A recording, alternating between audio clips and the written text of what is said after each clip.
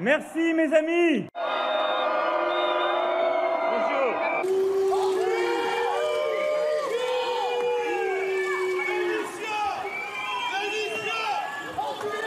Bonjour.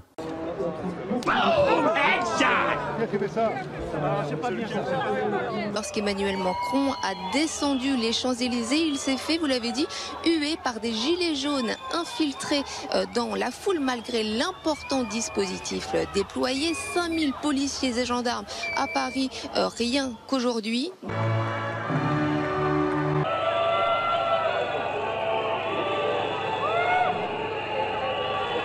Merci mes amis. Là où il passe, il énerve tout le monde. Peine sorti de sa voiture, le chant d'un homme perturbe la visite d'Emmanuel Macron à Amsterdam.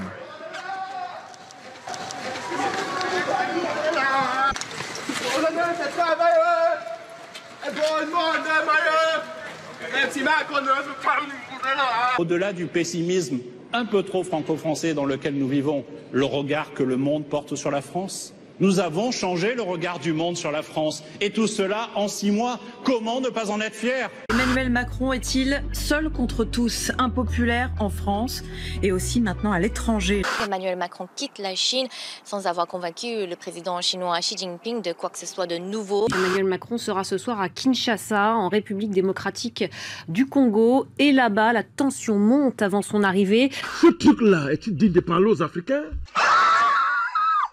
Macron assassin, Macron dégage, voilà les slogans que l'on pouvait entendre. Un drapeau français a aussi été brûlé par les manifestants. Le rôle des autorités publiques, des entreprises publiques, ça n'est pas de transférer la peur. Licenciement. Immigrés. Délinquance. Pollution. Vaccination. Terrorisme. Le retour du terrorisme dans ce pays, c'est vous. Dis donc, t'arrêtes de gueuler, René. Les scénarios de la peur, pas pour moi. On reste tous unis et on avance. La même sérénade, la même salade, 3 mois après, avec des millions de gens dans la rue, les policiers n'en peuvent plus, les pompiers n'en peuvent plus, les infirmiers n'en peuvent plus. Vous croyez qu'on va vous dire quoi? Qu'on va discuter tranquille avec vous? On n'en peut plus. Dans les semaines et les mois qui viennent, autour du président de la République, nous sommes déterminés à accélérer. Il y a des choses qui marchent pas, il faut les dénoncer. Et je ne céderai rien. Bonjour. À coups de petites phrases, il dresse le portrait d'une certaine France, un pays de Gaulois réfractaires, où les jeunes devraient avoir comme ambition de devenir milliardaires plutôt qu'être enclins à la fainéantise. Ça va? Il y a dans cette société une majorité de femmes. Il y en a qui sont, pour beaucoup, illettrés. Illettrés, sans dents, des mots prononcés en public ou en privé, assumés ou non, mais qui ont mis au jour leur décalage avec le peuple, jusqu'à provoquer la colère de la rue. La plupart des femmes de la société GAD étaient des illettrés. Alors nous, on vient vous prouver qu'on n'est pas illettrés, qu'on a un permis et qu'il y a aussi des administratifs. Et que toutes les femmes ici savent lire et écrire. Faire tant d'études pour sortir ça, j'ai honte. J'ai honte à sa place. Quand on ne connaît pas les choses, on ferme sa gueule, tout simplement. Les politiques, comme les décideurs économiques, ont été pendant longtemps irresponsables. Et donc, il y a une trahison des clercs durant les 20 dernières années. Réelle. Bonjour. Dans certains de mes propos, j'ai blessé des gens. Et je pense qu'on peut bouger les choses sans blesser des gens. Et c'est ça que je ne referai plus. Bonjour, je suis Nicolas Sarkozy. Je me suis rendu compte, avec le recul, que sans le vouloir, j'avais pu blesser des gens. Et si c'était à faire, je ne le referais pas. Je voulais vous passer un petit message. Hier, j'ai annoncé que les préservatifs à partir du 1er janvier prochain seraient gratuits. Faut vraiment qu'il arrête de mettre autant de pression, quoi. Mais vraiment. La belle affaire, mais sur quel principe? Vraiment, j'en peux plus, quoi. Mais vraiment. Honte à eux! Ça m'arrive de vouloir tout laisser tomber et dire adieu à tout ça, quoi. Parce que honnêtement, j'en porte beaucoup sur les épaules. Pardon de vous le dire, parce que vous voudriez me mettre le singe sur l'épaule. Je crois qu'il est sur le vôtre. Macron, on va l'avoir. Hein. C'est vrai. Les scénarios de la peur, pas pour moi. Alors moi, je n'en veux pas! On reste tous unis et on avance. 80 à l'air. Nous allons livrer une guerre économique et financière totale à la Russie.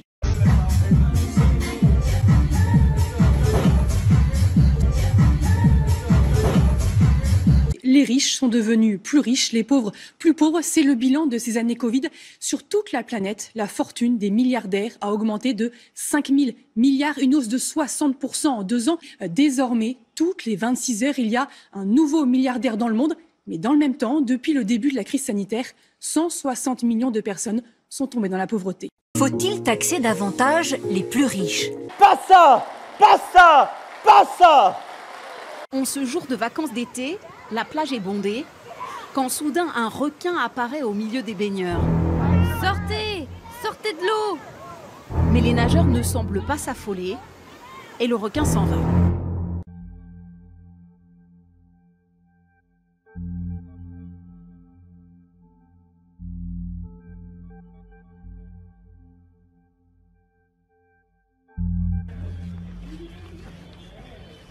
Voilà une classe qui se tient sage.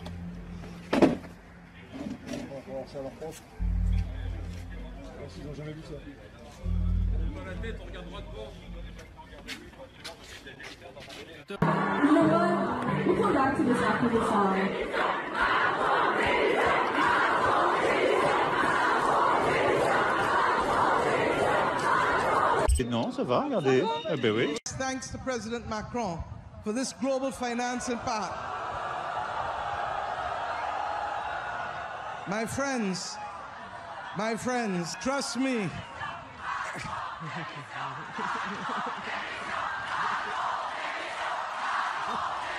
Merci mes amis.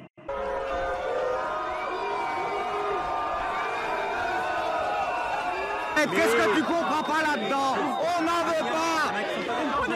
Non mais on n'en veut pas de la retraite, plus du cul. Je peux vous poser une question? Allez-y, j'en ai d'autres qui Bonjour, je voulais juste savoir que Cyril Hanouna a un président qui a un gouvernement aussi corrompu. Alors je me suis dit, il faut pas louper ça. Ah si, c'est vous qui véhiculez cette image. C'est vous. Vous avez des ministres corrompus. Ah si, vous le savez très bien. Vous savez très bien. Et vous allez bientôt tomber, vous allez voir. Ah, vous allez tomber dehors. Démission! Démission!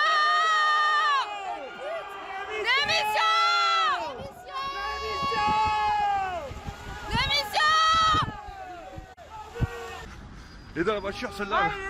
Macron! Démission! Macron! Démission! Macron! Démission! Macron! Démission! 70% des Français ont changé de comportement, les plus modestes, beaucoup, les autres peut-être un peu moins, mais ils ont changé. On n'a jamais vu ça tellement dans le métier. Et là, on commence à nous dire on saute des repas. C'est un problème presque derrière même de santé publique. Combien de temps les Français vont-ils accepter cette situation? Ce qui frappe quand on questionne les Français de toutes opinions politiques et quand on leur demande d'accoler un adjectif à Emmanuel Macron, ils disent il est méprisant, il ne sait pas nous parler et il nous prend de haut. Écoutez, j'aime pas cet adjectif qu'on met à toutes les sauces. Mais parce qu'il est cruel. C'est l'adjectif qu'a eu les extrêmes à mon endroit. Si je méprisais vraiment les Françaises et les Français ou notre pays, j'essaierais pas de parler à l'intelligence collective et de faire ce qui est bon pour le pays. Je vais vous lire ce que vient de déclarer Emmanuel Macron. Ah, je veux rien savoir de ce que déclare Emmanuel Macron. Plus personne n'en a rien à foutre de ce que dit Emmanuel Macron. Il a un rapport au langage complètement psychotique. Ce type ne croit pas un mot de ce qu'il prononce. Il est fou, ça m'intéresse pas. C'est pas du tout le cas. Je suis lucide. Ça fait trop longtemps qu'il pratique une rhétorique absolument déconnectée de la réalité. Il a perdu totalement le contact avec ce que c'est qu'un pays, avec ce que c'est qu'une société, avec ce que c'est que les travailleurs. Il ne sait plus rien de nous, alors on ne veut rien savoir de lui. Je suis parfois dur au mal. Oui. Méprisant, je le récuse. Cette campagne, mais c'est une campagne de merde. Cette campagne est une campagne de merde. Pourquoi? Mais je suis désolé de vous dire, on se fout des programmes. Ce qui importe, c'est la vision. Cette campagne est pourrie. Pour une fois, pas parler politique, parce qu'on savait qu'ils étaient d'une lâcheté crasse, et j'en fais partie, parce qu'il y a longtemps que je suis en politique, mais on ne savait pas que les journalistes l'étaient autant. Lâches. Vous regrettez d'avoir fait de la politique? Oui. Vous pouvez dire là, les yeux dans les yeux? Oui, je regrette d'avoir fait de la politique, oui. Oui, c'est une mascarade, on prend les gens pour des cons. On va faire... Vous savez, je l'ai dit, je le répète, un homme politique aujourd'hui, c'est un intermittent du spectacle. Ouais. Voilà, il va sur des plateaux de télé, j'y suis allé, j'ai participé à la comédie, Je l'assume, on est tous les mêmes. J'accuse personne parce que je l'ai fait.